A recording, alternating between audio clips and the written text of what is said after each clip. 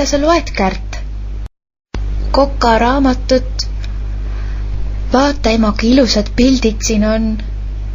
Teeme vanaisale sünnipäevaks sellise tordi. Ei hoopis sellised koogid. Need šokolaadipallid on ka isuäratavad. Aga mis sa arvad, kui me teeme vanaisale maitsva biskviittordi? Kuidas me seda teeme? Kõigepealt too mulle külmkapist 5 muna. 5 muna, nii palju? Jah, aitäh. Nüüd võta kapist jahu, suhkrut ja tärklist. Oota, jahu, suhkur ja kas see on tärklis? On küll.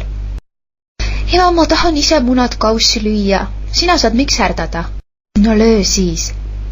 Ettevaatlikult, et kooretükid sisse ei satuks. Nüüd lisame 5 supilusikadaid suhkrut ja vahustame miksriga. Kärt, palun ulata mulle sõel. Mis me sõelaga teeme? Sõelume jahu ja kartulitärklise munavahu hulka.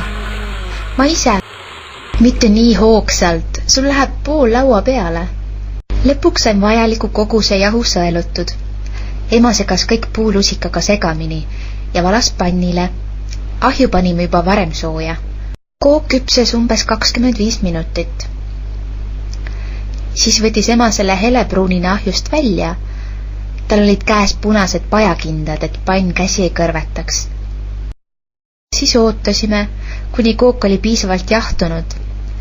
Sinna peale ja vahele panime mustsõstramoosi ja vahukoort. Pealt kaunistasin tordi šokolaadi ja marmelaadi tükkidega.